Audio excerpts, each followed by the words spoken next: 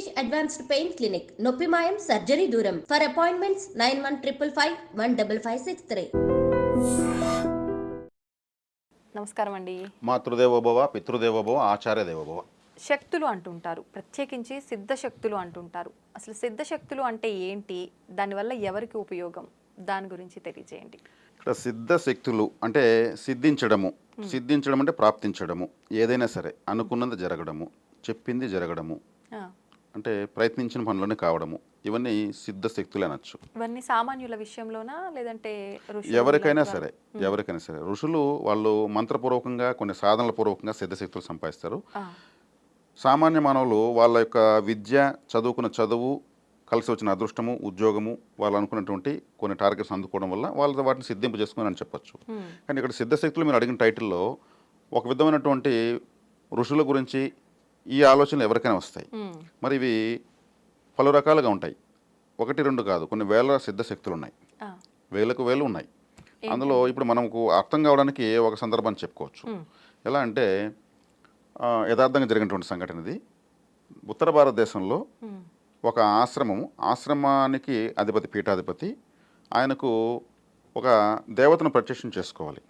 ఆ దేవతను ప్రత్యక్షం చేసుకోవాలి అంటే ఒక దేవత ప్రత్యక్షం కావాల్సింది కదా.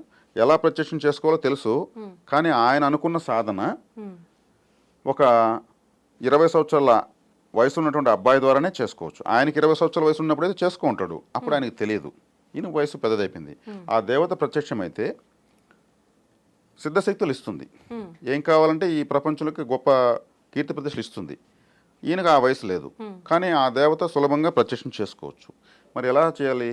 ఈయనకి ఆ వయసు రాదు, మరి 20 సంవత్సరాల అబ్బాయి తనతో ఉండి సాధన చేపిస్తే సిద్ధింపు చేసుకోవచ్చు. ఇతను ఏం ఆలోచించాడు? ఒక 20 సంవత్సరాల ఒక యువకుడిని, క్రమశిక్షణ గల ఒక యువకుడిని తీసుకొచ్చి ఆ సిద్ధ సాధన నేర్పించి, ఇతనికి అమ్మవారు వచ్చి నీకేం కావాలంటే మా గురువుకు సమస్త సిద్ధులు ప్రసాదించిన ఆ అబ్బాయి ద్వారా మనం సిద్ధి పొందుదాము అని అతను ఒక ప్లాన్ వేసుకున్నాడు. సరే, అటువంటి కుర్రాడు కోసం అతను సర్చింగ్లో ఉన్నాడు. ఇది ఎవరికి చెప్పకుండా ఉన్నాడు. భక్తులు వస్తూ ఉంటారు, తెలిసిన శిష్యులు వస్తూ ఉంటారు, వాళ్ళ ఇండ్లలో ఎవరైనా మంచి అబ్బాయి ఉన్నాడని చూస్తూ ఉంటాడు. ఇక్కడ ఆ అబ్బాయి కూడా హాని లేదు, ఇందులో స్వార్థం ఏమి లేదు, దేవతను ప్రసన్నం చేసుకోవాలి, మరింత ఉన్నత స్థితికి వెళ్ళాలి. సరే, ఒకసారి కొన్ని పర్యటనకు వెళ్తే కొంతమంది వచ్చి తెలిసిన వాళ్ళు వాళ్ళ అబ్బాయిని తీసుకొచ్చారు. స్వామి, మా అబ్బాయి సరిగ్గా చదువుకోలేదు, వీడు ఏం ప్రయోజనం కాలేకపోతున్నాడు, మీ దగ్గర పెట్టుకున్న ఆశ్రమంలో మీరు అలా చూసుకుంటే వాడు మీ దగ్గర ఉంటే మాకు సంతోషము, పలానా స్వామీజీ దగ్గర సేవ చేసుకుంటూ ఉంటే అంతకుమించి మాకేం లేదు, వీడికి మేము దారి చూపించలేకుండా ఉన్నాము, వీడికి ఎటువంటి అలవాట్లు లేవు, చదువుకోలేదు, చదువుకోకపోతే ఉద్యోగం రాదు. అప్పుడు ఈయనకి వెతుకుతున్నది కాళ్ళకు తగినట్టు ఈ అబ్బాయి కనిపించాడు. పరిశీలించి ఓకే, అమ్మవారి అనుగ్రహం మనకు ఉంది కాబట్టే ఈ అబ్బాయి మనకు దొరికాడని, ఆ అబ్బాయి నాతో పంపించేయండి అమ్మా, నేను చూసుకుంటాను, తదాస్తున్నాడు, తీసుకెళ్ళిపోయాడు. ఆ అబ్బాయి ఏం చెప్తే అది చేస్తున్నాడు. నీళ్ళు తీసుకురాడు, నీళ్ళు తీసుకొస్తున్నాడు, కాళ్ళు వస్తామంటే కాళ్ళు వస్తున్నాడు, గురువు గారి సేవకు వచ్చాము, అంతమించి వేరే పని లేదు అబ్బాయికి, ఆయన ఏం చెప్తే అది చేస్తాడు. ఇలా ఒక 6 నెలలు గడిచింది. గడిచిన తర్వాత ఇతని ఆ సాధనకు కావాల్సినంత వయసు, క్రమశిక్షణ అన్నీ ఉన్నాయి అబ్బాయికి. సరే, ఇతను హడావిడిగా ఒకరోజు గురువు గారు పిలిచి అబ్బాయిని, మనం ఈరోజు సాయంత్రము ఒక వేరే ముఖ్యమైన ప్రాంతానికి వెళ్తున్నాము, నువ్వు రెడీగా ఉండు, ఏర్పాట్లని కారు గీరు అంతా రెడీగా ఉందని అన్నాడు. ఓకే గురువు గారు అన్నాడు. ఎక్కడికి ఏమని అడగలేదు, గురువు ఎక్కడికి వెళ్ళి అడగలుగుతున్నాము. సరే, అబ్బాయిని తీసుకెళ్ళాడు. తీసుకెళ్తే ఒక అరణ్య ప్రాంతానికి వెళ్తుంది కారు, చిమ్మ చీకటి, అమావాస్య, అందరూ దిగారు. ఈ అబ్బాయికి భయం ఏం లేదు, గురువుగారు ఎక్కడెక్కడికి వస్తున్నారు, ఇక్కడ ఏదో జరగబోతుంది, ఆసక్తిగా అతను చూస్తున్నాడు. ఒక పెద్ద పర్వతము, అందరూ దివిటీలు పట్టుకుని ఎక్కుతున్నారు. వీళ్ళతో పాటు ఎక్కాడు, పైకి పోయాడు. అక్కడ ఒక గుహ, అక్కడ ఒక 18 సంవత్సరాల వయసు ఉన్నటువంటి ఒక అమ్మాయి శవం ఉంది, ఆ గుహలో ఉంది, డైరెక్ట్ డెడ్ బాడీ. సరే, చూశారు, అంతా ఈయన ఏర్పాటు చేశాడు, గురువుగారు ఏర్పాటు చేశాడు. ఆ శవం చాలా ఇంపార్టెంట్ పూజకు, ఈ సాధనకి. ఆ శవంలో ఆ శవ పూజ చేస్తే అమ్మవారు ప్రత్యక్షం అవుతుంది. అవి సిద్ధ సాధనలు అలా ఉంటాయి. క్షుద్ర సాధన అనుకుంటారు కానీ అలా కాదు, అది ఒక ప్రత్యేకమైన సాధన. సరే, ఈ అబ్బాయిని పిలిచి, నువ్వు ఆ అమ్మాయి కాళ్ళ వద్ద, తల వద్ద ఒక దీపాలు పెట్టి నేను ఒక యంత్రం ఇస్తాను, ఆ ఎదురుగా కూర్చొని యంత్రం చేతిలో పెట్టుకొని ఒక మంత్రం చెప్తాను, 20 నిమిషాలు ఆ మంత్రం చెప్పు. ఆ అమ్మాయి లేసి మాట్లాడుతుంది, లేదు ఆ అమ్మాయి అలా ఆ శవం అలాగా ఉంటే కూడా అమ్మవారు ప్రత్యక్షమే నీకు వస్తుంది. హ్మ్. వచ్చి నీకేం కావాలి నాయన అని అడుగుతుంది. అప్పుడు నువ్వు మా గురువు గారికి దివ్య శక్తులన్నీ ప్రసాదించు తల్లి అని కోరు, అంతే. ఇది నీ వర్క్. అయ్యో గురువుగారు నాకు భయం అండి, నేను ఇట్టాడు నేనాడు చేయగలను. అరే నీకేం భయం లేదురా, నేను అక్కడే ఉంటాను, అక్కడ కూర్చో ఉంటాను, నీ వెనకనే ఉంటాను, నువ్వు ధైర్యంగా చెయ్యి, గురువుగా నువ్వు నన్ను నమ్ము అని మనం బతిమాలి మామాలి. సరే ఇంక గురువుగారి కోసం చేయాలా, చేయకపోతే ఇంకా కుదరదు, నాకు ఈరోజు తప్పితే మళ్ళీ అమావాస్య రాదు, ఇటువంటి బాడీ శవం దొరకదు, మళ్ళీ అవకాశం ఉండదురా బాబు అని గడ్డం పట్టుకుంటాడు. నీకు నేను ఇంకా ఎంతో చూస్తాను, మీ అమ్మ వాళ్ళకి డబ్బులు ఇస్తాను ఇన్ని అనుకుంటాడు. సరే ఈ అబ్బాయి ఏం చేస్తాడు, భయపడుతూ నా మంత్రం 20 నిమిషాలు చెప్తాడు కళ్ళు మూసుకొని. ఒక్కసారిగా ఆకాశము దద్దరిల్లి భూమి కంపించేంత శబ్దాలు, గంటలు, జయ జయ ధ్వానాలతో భయంకరమైన శబ్దము, విపరీతమైన అరుపులతో ఎవడు వాడు నన్ను ఎవడు రావాడు పిలిచింది, ఎంత ధైర్యం రావాడికి అని ఒక శబ్దాలు వినిపిస్తాయి. అమ్మవారు వచ్చి ప్రత్యక్షం అయిపోతుంది హాహాకారాలు చేస్తూ. ఈ అబ్బాయి ఇంకా జనరేటర్ అనుకుంటే వణుకుతూ ఉంటాడు. ఎవరు నేను పలానా నా ఆధార్ కార్డు నెంబర్ చెప్పగలడా, అంత భయంకరమైన రూపాన్ని చూసి వనకడమే ఈ అబ్బాయి పని అయిపోతుంది. మా గురువు గారికి సిద్ధశక్తులు ఇవ్వు అని చెప్పి అంత టంగ్ రావడం లేదు, భయపడ్డమే. అమ్మవారిని చూసేసాడు, ఆమె వచ్చి నిల్చుకునేసింది. శ్మశాన కాళి అంటారు ఆమెని, శవాన్ని పెట్టుకుపోతే పూజ చేశారు, శ్మశాన కాళి వచ్చేసింది. ఇంకా ఆమె తిరిగి వెళ్ళేదానికి వచ్చిన పని కంప్లీట్ చేసుకోవాలి, వాళ్ళు తప్పరు, వచ్చిన పని చూసేసి వెళ్తారు. ఆమె మళ్ళీ ఆమె కొంచెంసేపు కూలేసి సాధారణ స్త్రీగా మారి, ఏనైనా పిలిచావు చెప్పు భయపడద్దు అంటే మళ్ళీ చెమటలు తుడుచుకొని నీకేం కావాలంటుంది. అతను ఏం చెప్తాడంటే, నాకు ఒకటి చేసి చాలంటాడు. ఏం చెప్పంటే ఇమ్మీడియట్ నన్ను మా ఇంట్లో మా ఊర్లో ఎత్తిపెట్టి అంటాడు. గురువు గారి సంగతి మర్చిపోయాడు.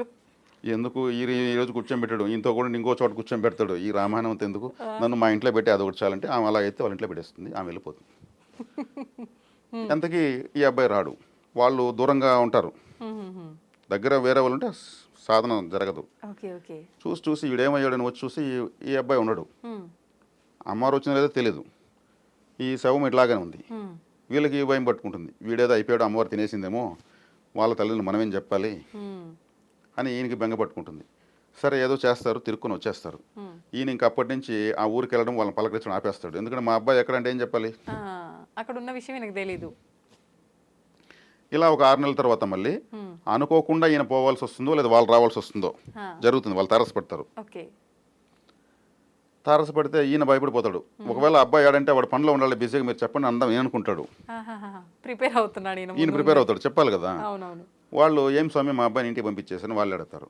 మీ అబ్బాయి నేను ఎప్పుడు ఇంటికి పంపించంటే వాడు వచ్చి 6 నెలలు అవుతుంది, చక్కగా ఊళ్ళో వేరే పని చూసుకుంటున్నాడు వాడు. ఈయనకు ఒకసారి ఏం అర్థం కాదు, అంత చీకట్లో వానికి రూట్ కూడా తెలియదు, ఎట్టా వెళ్ళాడని.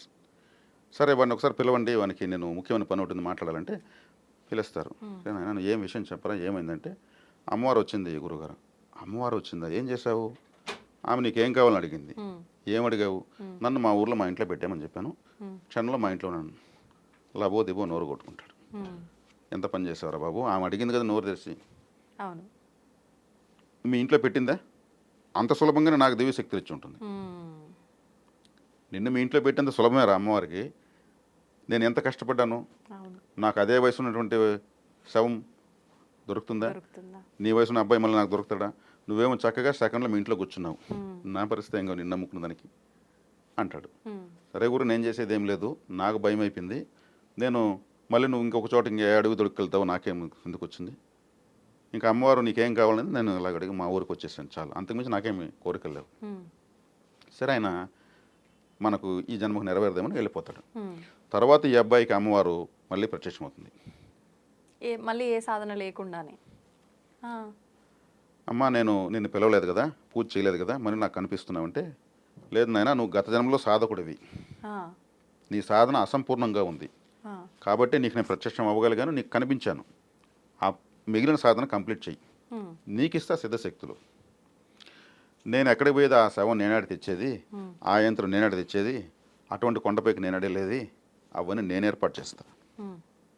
అమ్మవారే చెప్తుంది, నేనే ఏర్పాటు చేస్తా, నీ చేత కంప్లీట్ చేయాల్సిన బాధ్యత నాకుంది, నువ్వు 90% చేసేస్తావు. గత జన్మలో సాధన ఉన్నది 10%, కాబట్టి నీకు నీ కష్టం వృధా కాకూడదని అవన్నీ ఆమె ఏర్పాటు చేస్తుంది. ఆయన సాధించి మళ్ళీ ఆమె ప్రత్యక్షమై వికృత రూపంతో ఆహాకారాలు చేస్తూ సిద్ధశక్తులు ప్రసాదిస్తుంది. ఆయన తర్వాత ఎంతోమందికి ఉపయోగపడ్డాడు. మంచిగా అమ్మవారి ఇచ్చిన వరాన్ని దుర్వినియోగం చేయకుండా. అంటే సిద్ధశక్తులు ఎలా వస్తాయంటే ఎంతో కష్టతరమైనటువంటి క్రమశిక్షణతో కూడుకున్నటువంటి నియమ నిబంధనలతో కూడుకున్నటువంటి సాధనలు ఇలా ఉంటాయి. సిద్ధశక్తులు ఎలా వస్తాయనే దానికి సాధనా వివరణ ఇలా ఉంటుందని చెప్పడానికి ఈ కథ వివరించడం జరిగింది. అంత సులభంగా రావు.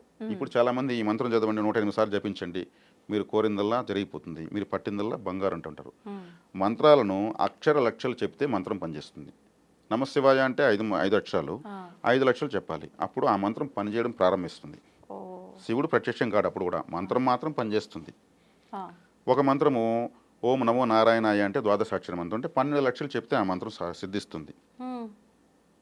108 సార్లు చెప్తే 12 లక్షలు ఎప్పుడు చెప్పాలి? కాబట్టి అక్షర లక్షలు చేసేట్టుకుంటే ఆ మంత్రం సాధన చేయాలి నియమ నిబంధనలతో క్రమశిక్షణతో. కాబట్టి మంత్రాలు అనేవి మంత్రాలకు చింతకాయలు రాలుతాయని కూడా అంటూ ఉంటారు. రాలుతాయి, ఖచ్చితంగా రాలుతాయి. ఎలా రాలుతాయి? ఒక మంత్రసిద్ధి పొందిన వ్యక్తి ఒక చింత చెట్టు దగ్గర నిలుచుకొని మంత్ర ప్రయోగం చేసి ఆ కొమ్మలో ఇటువైపు ఉన్నట్టు కొమ్మలు చింతకాయలు పడాలి అని చెప్తే రాలుతాయి. ఎలా రాలుతాయంటే ప్రకృతిలో మార్పులు జరిగి ఒక కోతి అక్కడొచ్చి ఆ కొమ్మనే ఊపిస్తుంది. చిన్నపిల్లలు దారిని పోతూ ఆ కొమ్మకే రాళ్ళేస్తారు, ఆ కాయలకే వేస్తారు, కింద పడతాయి. గాలి విపరీతంగా తోలి ఆ కొమ్మలో కాయలు మాత్రమే చెట్టంతా ఆ కొమ్మలో కాయలే కింద పడతాయి. ఇలా ప్రకృతిలో మార్పులు చెందుతాయి మంత్రశక్తి వల్ల. ఇలా చెప్పగానే అలా టపటప రాలవు. ప్రతి ఒక్కరూ తెలిసిన వాళ్ళు తెలియని వాళ్ళు మంత్రాలకు చింతకాయలు రాలుతాయా, మంత్రాలు చింతకాయలు ఏ కాయలైనా రాలుతాయి, మనుషులు రాలిపోతారు కాబట్టి చింతకాయలాగా. కానీ మంత్రశక్తి సాధన ద్వారా సాధించినప్పుడే జరుగుతుంది. అలాంటి సాధకులు చింతకాయల కోసం మంత్రాలు ఉపయోగించరు. వాళ్ళు చక్కగా ఇంకా ఉన్నతమైన స్థితికి వెళ్ళాలని సాధన చేసుకుంటూ వెళ్తారు.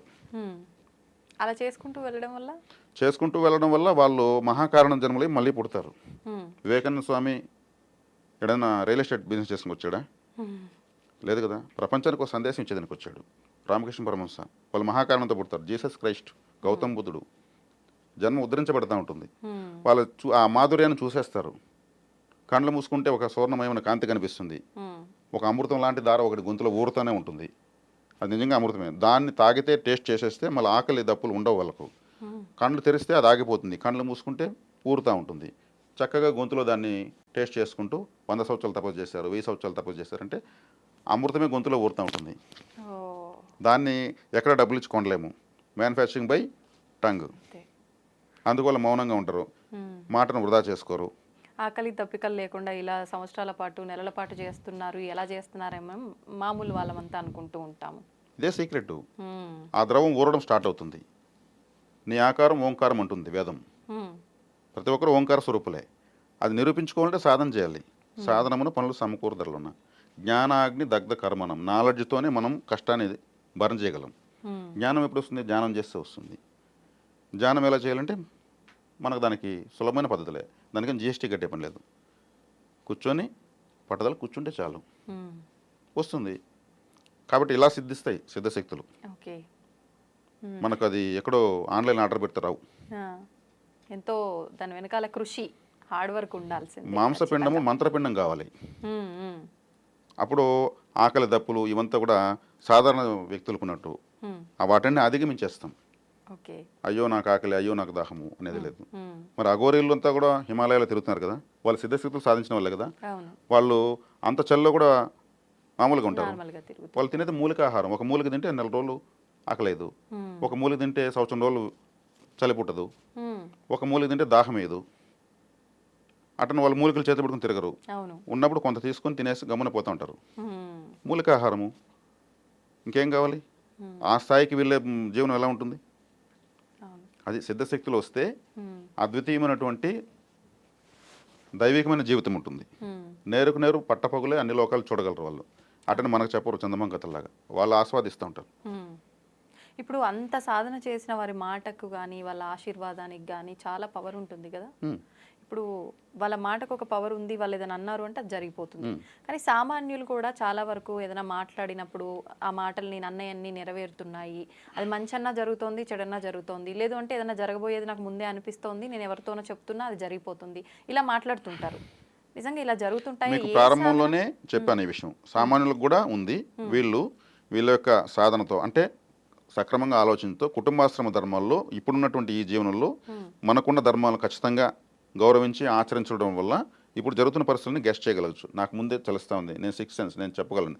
ప్రతి ఒక్కరికి ఉంది. కృషి ఉంటే మనుషులు ఋషులు అవుతారు, మహాపురుషులు అవుతారు. ఆ కృషి చేయని వాళ్ళు తమ శక్తిని ఇంకా అది పేరుకుపోతుంది, దానిపైన కర్మ పెరిగిపోతుంది.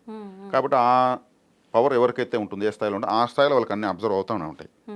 కాబట్టి ఇది ఎవరు ఇక్కడ సామాన్యులని ఏం లేదు, ఎవరిని వాళ్ళు సామాన్యులు చేసుకుని ఇస్తున్నారు. ప్రతి ఒక్కరు గొప్పవాళ్ళే, ప్రతి ఒక్కరు బ్రెయిన్ ఉంది.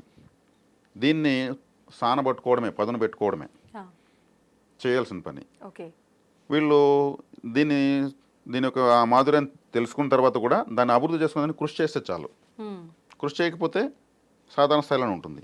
ప్రతి ఒక్కరికి ఎటువంటి కృషి? ఇప్పుడు మీరు చెప్పినట్టుగా సాధన చేయడం, ఉన్నతంగా ఆలోచించి అటు సాధన వైపు ప్రకృతికి దగ్గర కావాలి. ప్రకృతికి పంచభూతాలకు మనము కనెక్ట్ అయ్యామంటే మనం అనుకుని జరుగుతూ ఉంటుంది. ఫర్ ఎగ్జాంపుల్ ఒక వ్యక్తి ఇప్పుడు మనం చెప్పుకునే విధంగా ఆలోచిస్తాడు, ఒక ధర్మబద్ధంగా ఉంటాడు, తనకు అనుకున్నవన్నీ జరుగుతూ ఉంటాయి. ఒకరోజు ఒక ఎగ్జామ్కి వెళ్ళాలి, ఆ ఎగ్జామ్కి ట్రావెల్స్ బుక్ చేస్తాడు టికెట్. ఇతను వెళ్ళేకాడికి టైం అయిపోతుంది, బస్సు వెళ్ళిపోతుంది. ఆ ఎగ్జామ్ రాయకపోతే ఇతని జీవితమే కొలాప్స్ అవుతుంది. కానీ ఆ బస్సు వెళ్ళిపోయింది. ఇప్పుడు అతనికి ఇతని సాధన ఏమైతే నిర్వీర్యమే కదా అయింది. కానీ మరుసటి తెల్లవారు చూస్తే పేపర్లో పలానా సోన్స్ బస్సు యాక్సిడెంట్ అయింది, ఒకరు కూడా బతకలేదని వస్తుంది. ఒక వ్యక్తి పలానా నెంబర్లో మాత్రం ఎక్కలేదు, అతని పేరు ఇది, అతను ఒక్కడు ఎక్కుంటే అతను కూడా చనిపోవడం. అప్పుడు ఇది న్యాయం జరిగింది, అన్యాయం జరిగిందా? ప్రకృతి కాపాడింది కదా, బాధ పెట్టినా జీవితాన్ని ఇచ్చింది. ప్రాణం కన్నా విలువైంది ఏది ఉంది? ఆ ఎగ్జామ్ కాకపోతే ఇంకొక ఎగ్జామ్ రాసుకోవచ్చు. ఇలా ఉంటుంది ప్రకృతి, ఒక అడుగు వెనక్కి లాగుతుంది. అంటారు కదా పెద్దవాళ్ళు, అమ్మో బతికుంటే అడుక్కొని తినైనా బతికేటోళ్ళం కానీ పోయి ఉంటే ప్రాణాలు పోయి ఉండేవమ్మా అని చెప్పి. ఇలాంటి సందర్భాల్లోనే వర్తిస్తాయి. అందుకే అనుభవంతో చెప్పే మాటలు అవి.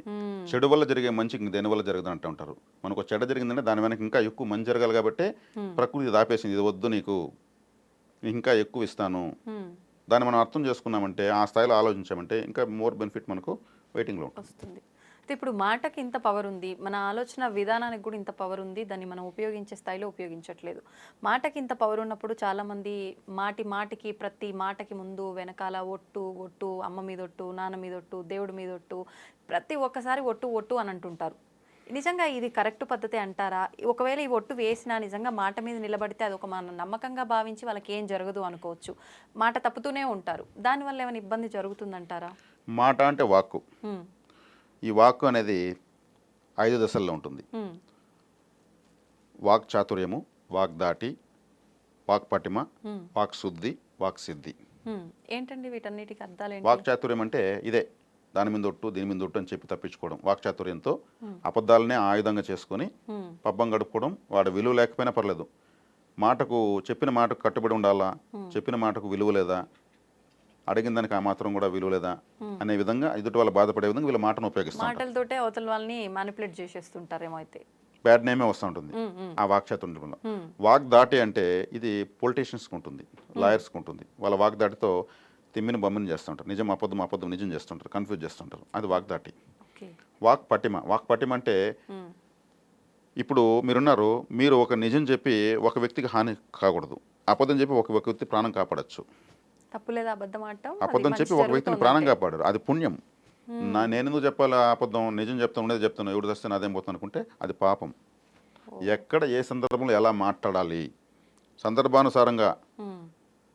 త్యాగరాజుల వారు అదే పాడారు, సమయాన్ని తగు మాట్లాడిన వాడే గొప్పోడనేసి కీర్తన, త్యాగరాజ కీర్తన. సమయానికి తగినట్టు మాట్లాడాలి, అది వాక్ పటిమ.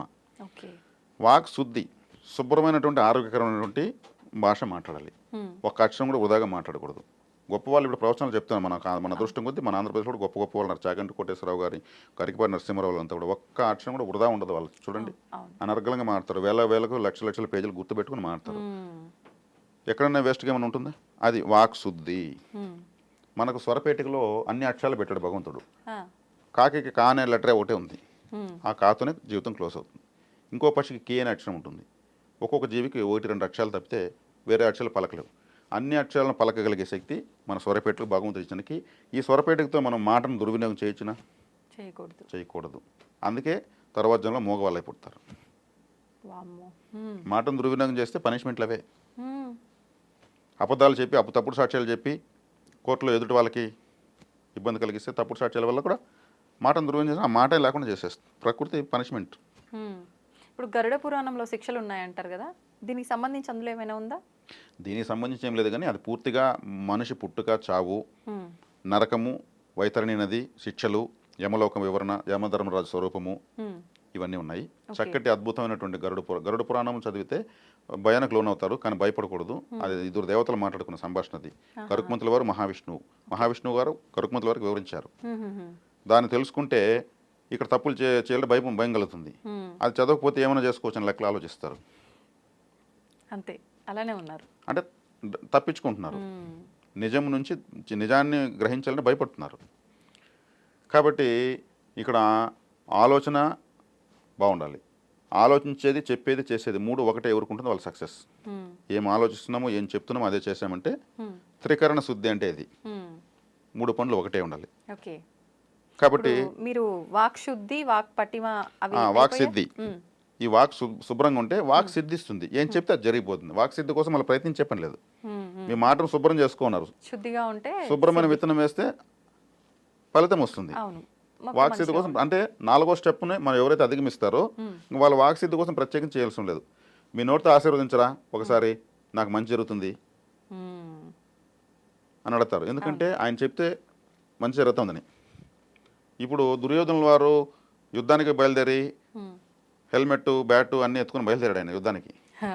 వాళ్ళ అమ్మ దగ్గరికి వెళ్ళాడు, తల్లి ఆశీర్వదిస్తే చాలా మనకి విజయం. ఆమె వాక్కును వృధా చేయకూడదు కదా. అవును. ఆమెకు అర్థమైంది వీడు గెలవడని.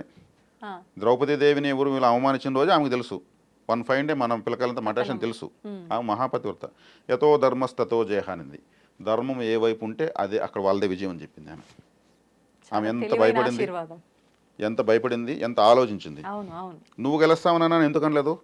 కొడుకు గెలవడని తెలుసు కదా. తెలిసిపోయింది. ఆ. అతని కొడుకు నువ్వు ఓడిపోతావని చెప్పలేదు కదా. చెప్పలేదు. మాటను దుర్వినియోగం చేయకూడదు కదా. ఎంత గొప్ప క్యారెక్టర్స్ మహాభారతంలో ఒక్కొక్కరు ఆలోచనలు ఎట్లుంటాయి. అవును. ఓకే, దుర్యోధనుడు మా అమ్మ ఆశీర్వదించింది, హ్మ్. నా వైపే ధర్మం ఉంది, అతను ఒక మూర్ఖుడు, హ్మ్. ధర్మం తన వైపు ఉంది అనుకున్నాడు. హ్మ్. భీష్మ, ద్రోణ, కర్ణ, కృప, శల్య, అశ్వత్థామ, యోధాని యోధులందరూ తన వైపు ఉన్నారు. హ్మ్. హరిహర బ్రహ్మాదులు వచ్చినా వాళ్ళతో యుద్ధం చేయలేరు. అటువంటి ఒక గొప్ప వీరులు, మరణానికి అవకాశం లేనటువంటి గొప్ప గొప్ప వీరులు వాళ్ళు దుర్యోధను వెనుకున్నారు.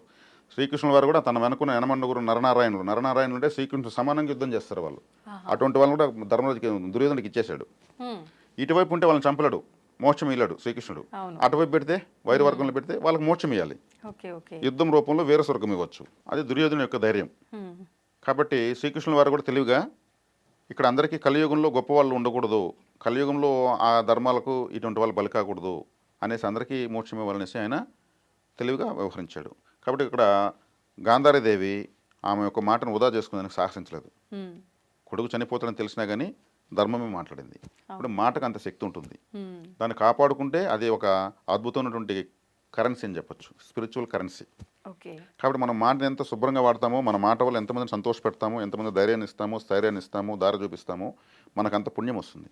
హ్మ్. యూనివర్సు అది మనకు బహుమతులపైన బహుమతులు ఇచ్చేస్తుంది. హ్మ్. తీసుకో, నీకు ఇది ఇస్తున్నాను అడక్కనే ఇస్తుంది. ఇది దుర్వినియోగం చేసే కొద్దికి ఇక్కడ సామాన్య మానవుడు గుర్తించరు మనల్ని. హ్మ్. వాడు చెప్పేదంతా అబద్ధాలే. నోటికి ఏదొస్తే అది వాగేస్తూ ఉంటాడు. అలా మరి అటువంటి జీవితం ఎలా ఉంటుంది? హ్మ్. చాలా దుర్భరంగా ఉంటుంది. అవును. ఒక కష్టం ఆ వ్యక్తికి వస్తే వాడు చెప్పిన తప్పులకే వాడికి ఆ పరిస్థితి వచ్చింది. హ్మ్. ఏ రోజు వాడు నిజం చెప్పలేదు, వాడు అబద్ధాల వల్ల ఎంతోమంది నాశనం అయిపోయారు. పాతకాలం సినిమా ఒకటి, అందులో విలన్ తరపున అతని అసిస్టెంట్ వచ్చి కోర్టులో సాక్ష్యం చెప్తాడు. ఆ. సాక్ష్యం చెప్పాలని మాటే కదా. అవును. భగవద్గీత పైన ప్రమాణం చేసి అంతా నిజమే చెబుతాను అవును. అనేది అక్కడ ఫస్ట్ చెప్పాలి. అతను అబద్ధం చెప్పాలి. ఇప్పుడు హ్మ్. అబద్ధం చెప్పాలంటే ఏం చేయాలి? అబద్ధం చెప్తాను భగవద్గీత పైన చెప్పకూడదు. కానీ అతను ఏం చేశాడు?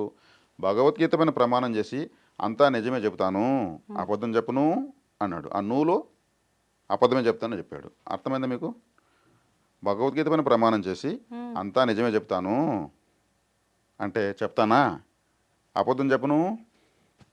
ఓ, అర్థమైందా? నిజం చెప్తానా అన్నట్టుగా అనేసాడా? భగవద్గీత పైన ప్రమాణం చేసి అంతా నిజమే చెప్తాను, అబద్ధం చెప్పను. ఇంత లాజిక్గా వేస్తున్నారా అక్కడ ప్రమాణాలు కూడా? అతను నేను అబద్ధమే చెప్తాను భగవద్గీత అని చెప్పేసి అబద్ధమే చెప్పాడు. ఆడ కేసు తారుమారైంది.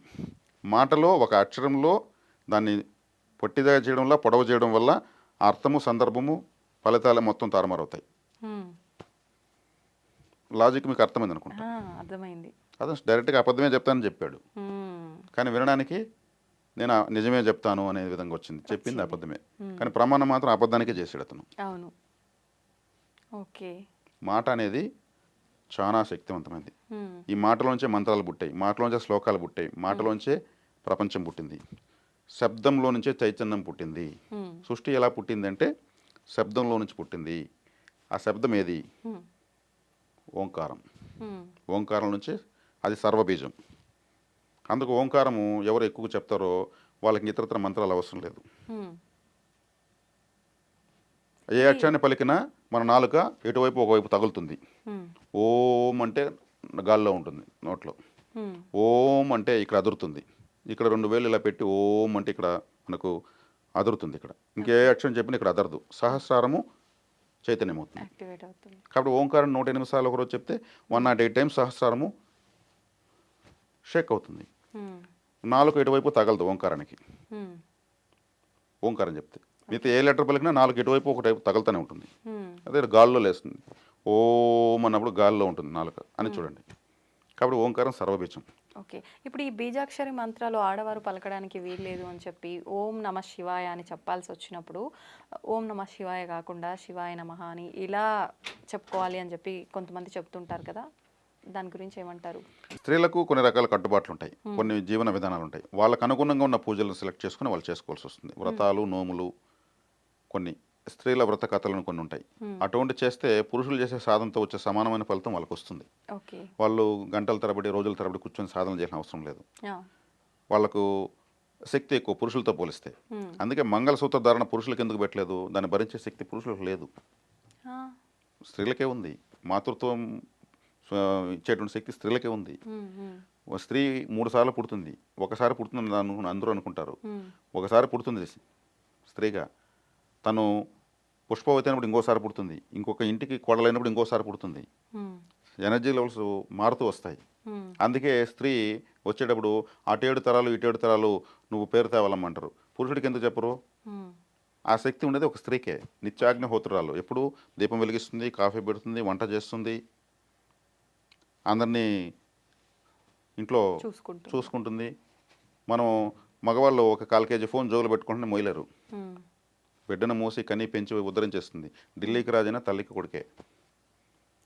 కాబట్టి వాళ్ళు ఒక చక్కటి శ్లోకాలు, వ్రతాలు ఇవి చేస్తే పురుషులకు అభివృద్ధి ఉంటుంది. వాళ్ళ తోడ్పాటు లేకపోతే ఏ మగవాడు అభివృద్ధి చెందలేడు. మనం అనుకుంటాం వాళ్ళకి పూజలు లేవనేసి, చక్కగా వాళ్ళు వెలిగించే దీపమే ఇంటిని ఉద్ధరింపజేస్తుంది. కాబట్టి ఈ గౌరీ పూజ ఒకటి చేస్తే ఆ భర్తకు విశేషమైన అభివృద్ధి ఆ మరుసటి సంవత్సరం కనిపిస్తుంది. ఒక్కసారి గౌరీ పూజ ఒక స్త్రీ, ఒక ఇల్లాలు చేస్తే ఆ సంవత్సరం అతనికి దేదీప్యమానంగా వెలుగుతుంది. ఎన్నో కష్టాలు అరిష్టాలు నశిస్తాయి.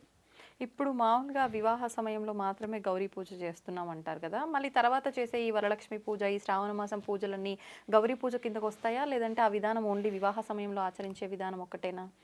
మామూలుగా మా రాయలసీమ ప్రాంతంలో దీపావళికి గౌరీ పూజ చేస్తారు, నోములు నోస్తారంటారు. అది గౌరీ పూజే.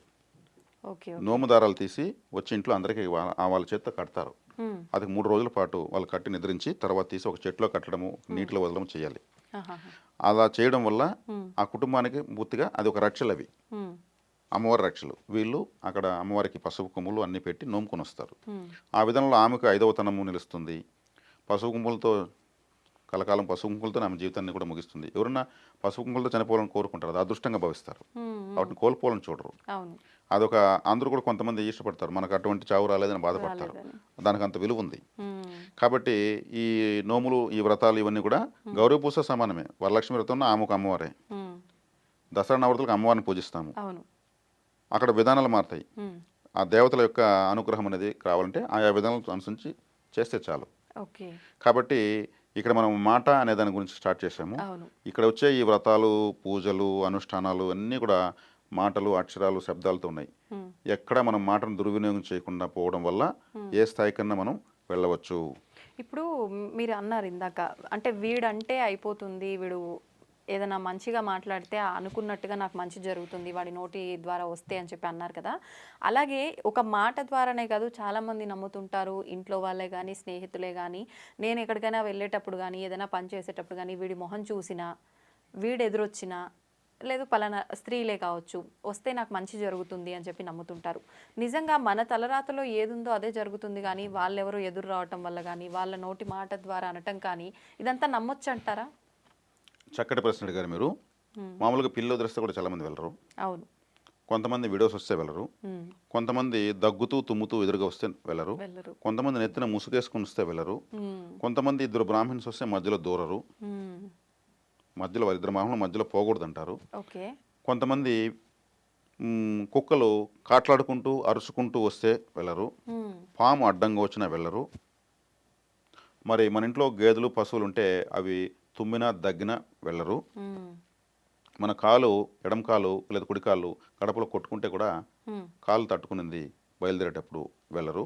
ఓకే. మనం బయలుదేరేటప్పుడు కీస్ ఎత్తుకుంటే కీస్ జారి కింద పడ్డాయంటే బండి కీసు వెళ్ళరు. ఉమ్, వాచ్ కట్టుకుంటే వాచ్ కింద పడిందంటే టైం కదా వెళ్ళరు. ఉమ్, బల్లి అరిసిన దానికి రకరకాల అవును. అర్థాలు తీసుకుంటారు. ఆ, మరి ఇవన్నీ నేను చెప్పినవన్నీ అపశకునాల కిందకే కదా వస్తాయి. ఉమ్, శుభశకునం అశుభశకునం. అందుకు భార్య ఎదురు రమ్మని వీధులు అంతా చూసి ఆగాగు ఆమె వస్తుంది ఆమె వెళ్ళని, ఆయన వస్తున్నాడు ఆయన వెళ్ళని, కుండలు ఎదురొచ్చినా వెళ్ళరు, కట్టెలు ఎదురొచ్చినా వెళ్ళరు. ఇవన్నీ చూసుకుంటారు. ఉమ్, మరి పెంకులు అప్పుడు పాతకాలం ఇంట్లో పెంకులు ఉంటాయి, ఆ పెంకులు వచ్చినా వెళ్ళరు. ఇన్ని ఉన్నాయి అశుభశకునాలు. అవన్నీ చూసి కరెక్షన్ చేసుకుని పంపిస్తూ ఉంటారు. కొంతమంది ఎప్పుడు బయలుదేరినా ఫలానా ఆమె ఎదురొస్తుంది, ఆమె కాసుకొని ఉంటుంది అంటూ ఉంటారు. వాళ్ళు కాసుకొని ఉండరు. పిల్లి కూడా దానికి ఏమీ తెలియదు, దాని పాటికి అది వస్తుంది. అంటే ప్రకృతి తెలియజేస్తుంది నువ్వు వెళుతున్న పని కాదు అని వాళ్ళని ఎత్తుకొచ్చి చూపిస్తుంది. ఉమ్, వాళ్ళు మనకు మంచిగా చేశారు, ఆ, నీ శ్రమ వృధా చేసుకోవద్దు, ఈ పని కాదు అని వాళ్ళు మంచిగా చెప్పారు మనకు. ఓకే. అంత ఇన్ఫర్మేషన్ ఎవరు ఇస్తారు? అవును. ఒక పైసా సంకేతంగా ఖర్చు లేకుండా భావించాలి. ఉమ్, బయలుదేరక బాబు అని చెప్పారు. అవును. వాళ్ళు మనం ఎందుకు తిట్టుకోవాలి? ఉమ్. అంటే వాళ్ళు ఎదురు రావడం వల్లే నాకు ఏదో హాని జరిగింది అని నేను భావిస్తున్నా కాబట్టి తిడతాను. వెళ్ళబోయే పని కాదని వాళ్ళు సూచిక చేశారు, సిగ్నల్ ఇచ్చారు. అది ప్రకృతి ద్వారా జరుగుతుంది. వాళ్ళ పనిగా వాళ్ళు వచ్చారు అంతే. ఆ, నీ పని చెడగొట్టడానికి ఎవరు పుట్టలేదు. పుట్టలేదు. అది చాలా పవర్ఫుల్ ఇన్సిడెంట్ అది. ఉమ్, పిల్లి దానికి ఎంత అదృష్టకరమైన జీవితం అది. అయ్యా బాబు నువ్వు వెళ్ళొద్దు, ఉమ్, హ్యాపీగా ఇంట్లో ఉండు అని చెప్తుంది. అంతేగాని ఉమ్, నేను నీ పని చెడగొడుతున్నాను దానికోసం రాదు అది. ఉమ్, ఏది కూడా ప్రకృతిలోంచి శకునం, ఒక శకునం అంటే ఒక శబ్దం ద్వారా తెలియజేస్తుంది, ఒక దృశ్యం ద్వారా తెలియజేస్తుంది. ఉమ్, ఓకే మనం వెళ్ళకూడదు. ఉమ్, నేను చెప్పాను కదా, బస్సు మిస్ అయితే మరుసటి తెల్లవారు తెలుస్తుంది అది మిస్ కావడమే మంచిదే. మన అదృష్టం అని. ఉమ్, ఈ శకునాలన్నీ మనకు ముందుగానే తెలియజేసినాయి. ఉమ్, దేవుడు ఫోన్ చేస్తాడు లేకపోతే? లేదు. లేదు కదా. కాబట్టి మనం వాటిని అభినందించాలి, థ్యాంక్స్ చెప్పాలి. అట్లా తిరిగి మళ్ళీ ఇంటికి వచ్చి నీళ్ళు తాగేసి కొద్దిగా చక్కెర నోట్లో వేసుకొని ఉమ్, మళ్ళీ బయలుదేరుతారు, అయినా పని కాదు. ఉమ్, నేను ఫస్ట్ బయలుదేరినప్పుడు అయిపోయింది పని, అది ఇంటికాడనే అయిపోయింది, అయినా బయలుదేరడం కాలేదు అని మళ్ళీ వస్తారు. ఓకే. దానికి మించి అధిగమించిపోతే ప్రకృతిని అధిగమించలేం కదా మనం. అవును. కాబట్టి ఇక్కడ వాళ్ళని మనం దూషించాల్సిన అవసరం, అభినందించవచ్చు. ఉమ్, వాళ్ళు పదే పదే వస్తున్నారంటే మన పనులు చావడానికి చాలా ఆటంకాలని అర్థం. ఉమ్, పలానా వాళ్ళు మాట మాటికి వస్తున్నారంటే ఉమ్, వాళ్ళ పనిగా వాళ్ళు వస్తారు. మన పనులు చెడగొట్టడానికి ఎవ్వరు లేరు, తెలియజేయడానికే ప్రకృతి ఉంది. అది వ్యక్తుల రూపంలో, కొన్ని రకాల జీవుల రూపంలో, కొన్ని రకాల శబ్దాల రూపంలో తెలియజేస్తుంది. ఉమ్, అదే కొంతమంది బయలుదేరి వెళ్తూ ఉంటే ఉమ్, బండి అరటి పండ్లు లేదంటే ఆపిల్ పండ్లు బండి తోసుకొని అమ్ముతూ ఉంటారు కదా, ఆ, వాళ్ళు ఎదురొచ్చారంటే అద్భుతమైన శుభశకునం. ఆహా. ఏదైనా సరే ఏ పండ్ల బండి, పండ్లు తట్టెత్తుకుని కూడా కూరగాయలు పండ్లు ఇవి ఎత్తుకొచ్చారంటే వాళ్ళు అరుచుకుంటూ వస్తూ ఉంటారు, ఆహార పదార్థాలు, అద్భుతమైన శకునం. ఓకే. అదేవిధంగా చిన్నపిల్లలు ఆడుకుంటూ సంతోషంగా ఎదురొచ్చారంటే అది అద్భుతం శకునం. మనం పోతుంటే కుక్క మన ముందు ఇలా పరిగెత్తిందంటే రా నీకు ఇబ్బంది లేదు వెళ్ళు అనేది సిగ్నల్ ఇచ్చినట్టే. ఓకే. ఓకే. కుక్క తోక ఆడించుకుంటూ మనం పోతుంటే అది మనకు వీడ్కోలు చెప్పినట్టు, పోయిరా నీ పని అవుతుందని, సంతోషంగా రావాలి. కుక్క విశ్వాసమైన జీవి, ఉమ్, ఉమ్, నెగిటివిటీ లేనటువంటి జీవి. ఓకే. అది ఎక్కడ పడుకోవాలంటే వాసన చూస్తుంది, ఎక్కడ నెగిటివ్ ఉండదో అక్కడ వాసన చూసి రౌండ్గా తిరిగి మళ్ళీ పడుకుంటుంది. అంటే నెగిటివ్ అది 80% 1% కూడా దగ్గర చేర్చదు, నెగిటివ్ లేని చోటనే పడుకుంటుంది. ఉమ్, ఉమ్, అది యూరిన్ పోయినా కానీ వాసన చూస్తుంది, ఎక్కడ నెగిటివ్ అక్కడ యూరిన్ పాస్ చేస్తుంది. ఉమ్, అంత గొప్ప జీవి అది, అదొక పెద్ద సైంటిస్ట్ అది. అందుకే పోలీస్ శాఖ కూడా అద్భుతమైన సేవ చేస్తుంది అది. ఓకే. అదే కుక్క నోటికి ఏదైనా ఒక పేలుకో లేదంటే ఒక చెప్పు ఒక ఎముకో ఎత్తుకొని ఎదురుకొస్తే కూడా ఇంకా అద్భుతంగా జరిగిపోతుంది పని. ఆహా. కుక్క ఏదైనా నోట ఖర్చుకొని వచ్చిందండి చాలు, ఉమ్, అది మనం పోతుంటే రైట్ సైడ్ పోతే చాలు. ఉమ్, శుభశకునాలు అంటారు వీటిని. ఇప్పుడు మన తల్లో మన చెల్లెలో సోదరో ఉమ్, అవ్వో విడోస్ ఎవరైనా ఉండొచ్చు మన వాళ్ళు, వాళ్ళ విడో అనేటువంటి తత్వం పనిచేయదు. వాళ్ళు మన క్షేమం కుటుంబ కోరేవాళ్ళు, సభ్యులు కుటుంబ సభ్యులు అయితే మాత్రం వాళ్ళు ఎదురు రావచ్చు. ఉమ్, అమ్మమ్మ ఉంటుంది, ఆ అమ్మకు అమ్మ, ఉమ్, మాతృత్వానికి మనకు మాతృత్వం ఇచ్చినటువంటి మాతృమూర్తి. అవును. ఆమె పరిపూర్ణంగా నా మనవడు పోయి విజయవంతం కావాలంటే సంతోషం పొంగిపోతే ఎదురు వస్తుంది. అవును. అదే గొప్ప విషయము. ఆమె విడోతనం ఎక్కడ పనిచేస్తుంది? అందులో వాళ్ళు చిన్న పిల్లలతో సమానంగా ఉంటారు ఆ వయసులో. అంత అందరూ బాగుండాలని కోరుకుంటారు. మ్మ్. కూతురు, అల్లుడు, కల్మషం కొడుకు, ఉండకుండా. కోడలు అందరూ బాగుండాలని కోరుకునేటువంటి స్థాయిలో ఉంటారు వాళ్ళు. అవును. కాబట్టి అక్కడ వాళ్ళు ఆ విధవతనం అనేది పనే చేయదు, వాళ్ళ ఆశీర్వాదమే పనిచేస్తుంది. మ్మ్. కాబట్టి ఇక్కడ శకున శాస్త్రం అనేది మనము ద్వేషించాల్సిన అవసరం లేదు, అభినందించవచ్చు. ఇప్పుడు వైధవ్యం ఉన్న స్త్రీది ఆశీర్వాదం పనికొస్తుంది అన్నారు కదా. ఆశీర్వాదం అనేసరికి చాలా సందర్భాల్లో ఇప్పుడు ఏదైనా ఫంక్షన్కి వెళ్ళారు, ఇంట్లో వాళ్ళ మనవళ్ళది ఫంక్షన్ అయిందనుకోండి, అక్షతలు వేసే దగ్గరకు వచ్చేసరికి వాళ్ళు కాళ్ళపైన నమస్కారం చేసి ఆశీర్వాదం తీసుకుందామని వచ్చినా వీళ్ళు వద్దు అని చెప్పి పక్కకు జరిగిపోవడము, అక్షతలు వేయకుండా ఉండడం, ఇలాంటివి చేస్తూ ఉంటారు. నిజంగా మన కుటుంబ సభ్యులు, మన అమ్మ, మన అమ్మమ్మ మన మంచే కోరుకుంటారు మీరు చెప్పినట్టుగా. వాళ్ళ అక్షతలు వేసినంత మాత్రాన ఏదో అశుభం జరిగిపోతుందంటారా? జరగదు. ఉమ్, వాళ్ళ ఆశీర్వాదం ఖచ్చితంగా తీసుకోవాలి. అలా అడ్డుకుంటున్న వాళ్ళను ఉమ్, వాళ్ళు దాన్ని ఏమంటారంటే తన గర్వం అంటారు. ఉమ్, అది ప్రదర్శించకూడదు. వాళ్ళు పెద్దవాళ్ళు అంతే, ఉమ్, ఒకటే మాట అయిపోయింది. వాళ్ళు కోరుకున్నంత శుభం ఎవరు కోరుకోరు. ఉమ్, వాళ్ళు తక్కినవన్నీ దిగదుడిపే. వాళ్ళ ఆశీర్వాదం స్ట్రైట్గా రావాల్సిందే. ఉమ్, నువ్వు వేయకూడదు, నువ్వు కొంచెం దూరంగా ఉండు అని అంటున్నారంటే వాళ్ళ తన గర్వాన్ని ప్రదర్శిస్తుందని అర్థం. హా, వాళ్ళని హట్ చేయకూడదు. హట్ చేసినటువంటి వాళ్ళు హట్ అయ్యారంటే ఉమ్, అది సూక్ష్మ రూపంలో వీళ్ళని దెబ్బ కొడుతుంది మళ్ళీ. ఉమ్, ఉమ్, ఇలా అన్నందుకే ఈ దెబ్బ తగిలిందని వాళ్ళకి తెలియదు, గుర్తించారు. నాకేంటికి ఇలా జరిగింది, నేను ఏ తప్పు చేయలేదు, నాకెందుకు జరిగిందంటారు. ఈ తప్పులు చాలా తప్పులు ఇవి. ఉమ్, వాళ్ళ విలువ ఎప్పటికీ తగ్గదు. వాళ్ళు మనవాళ్ళు, ఉమ్, మన మంచి కోసం వాళ్ళు ఆ స్థితిలో ఉన్న వాళ్ళ దగ్గర ఆశీర్వాదం తీసుకుంటే 100 రెట్లు ఇంకా ఎక్కువ ఆశీర్వాదం శక్తి వస్తుంది. ఉమ్, ఆశీర్వదించేటప్పుడు కండ్లలోంచి ఒక రేస్ వస్తుంది, అప్పుడు మాత్రమే వస్తుంది. ఆ, అది వాళ్ళు వంగినప్పుడు ఈ సహస్రారం పైన పడితే ఆ రేసు ఇక్కడ పడినప్పుడు సహస్రారం శుభ్రం అవుతుంది. అందుకు ఆశీర్వాదం పాదాల పైన పడాలనేది.